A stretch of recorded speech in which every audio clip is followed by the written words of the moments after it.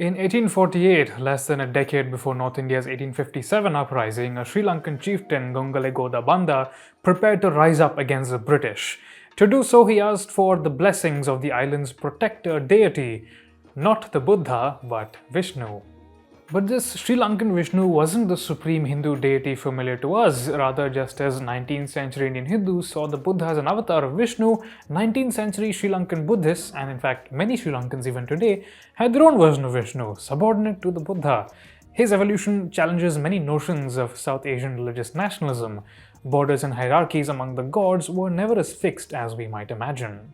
I'm Anirudh Kanisetti, historian author of Lords of the Deccan. Welcome to Thinking Medieval, where every week we tell you something new about our complex, innovative past. Always feel free to check out our research and citations below, and remember that we're all figuring out how to think about our messy, bloody, dazzling history. Especially in the aftermath of the Sri Lankan Civil War, Sri Lankan nationalists have tended to project Sinhalas as eternally Buddhist, aloof from mainland Indian trends. But nothing could be further from the truth. Just like England and France, Sri Lanka and South India have had fractious dynastic and military interactions for thousands of years. These dynamics also existed in the religious and cultural realms. As historian Jonathan Walters writes in Buddhist History, the Sri Lankan Pali-Vamsas and their community, part of the edited volume Querying the Medieval, 10th century Sri Lankan kings claimed descent from the sun. Meanwhile, on the mainland, the Cōḻas were doing the exact same thing. In fact, up to the 970s, Sri Lankan rulers were a major threat to Cōḻa power. It was only at the end of the century that the Cōḻas decisively gained the upper hand.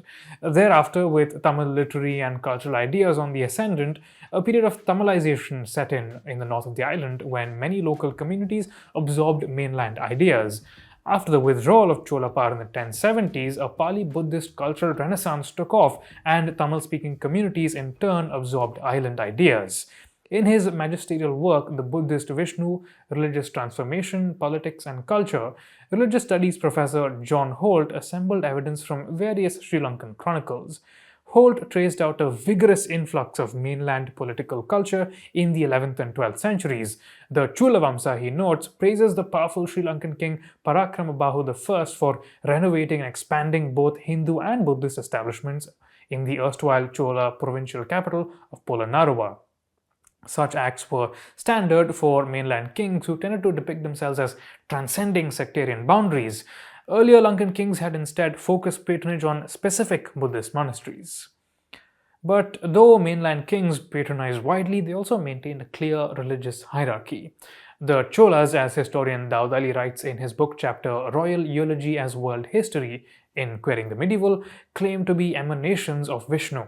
But they imagined Vishnu as simply an agent of Shiva's will, since Shiva was their paramount deity. Similarly, Parakramabahu I ordered Vishnu depicted as an attendant of the Buddha in the Gal Vihara, a rock-cut Buddhist complex in Polonnaruwa. This marked the first active attempt to appropriate Hindu deities into a subordinate position in the Sri Lankan Buddhist pantheon. Around the same time, as studied by historian Douglas Ober in Dust on the Throne, courtly Vaishnavite texts on the mainland were claiming that the Buddha was an avatar of Vishnu. These processes were unfolding independently in different parts of South Asia and with similar political motivations. What might appear to be religious tolerance is in fact state-driven religious politics at work. In the 13th century, the Sri Lankan prince Veerabahu managed to defeat the invading Malayan king Chandrabhanu. More in this video here. Immediately after, according to the Cūḻavaṃsa, he went to Devinuvara in the south of the island to give thanks to an ancient god embodied in an idol of red sandalwood, Uppalvan. Uppalvan is the name by which Sinhalas know Vishnu today, but as of the 13th century, Uppalvan had his own rich mythology. According to Professor Holt in The Buddhist Vishnu, Uppalvan was most likely an indigenous deity appearing in some of the oldest Buddhist chronicles, including the Mahāvaṃsa of the 5th century CE. Here he was described as a lotus-hued god who helped the island's earliest colonizers battle with nature deities and settle the island. But by the 15th century, following the Pali Buddhist cultural renaissance and a period of interaction with Tamil-speaking kingdoms in the north of the island, Uppalvan assimilated aspects of many Hindu deities. He acquired what Holt calls a devastatingly powerful warlike image.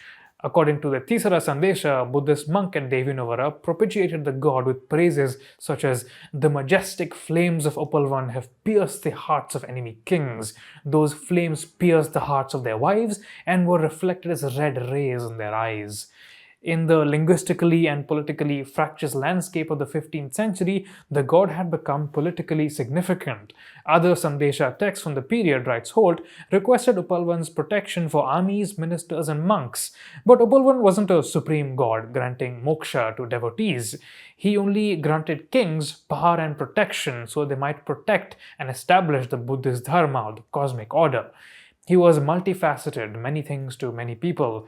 When the Ming Chinese Admiral Cheng He came to Sri Lanka in the 15th century, as we talked about in this video here, he made a dedication to Uppalvan, referring to him as the future Buddha Kuan Yin or Avalokiteshvara.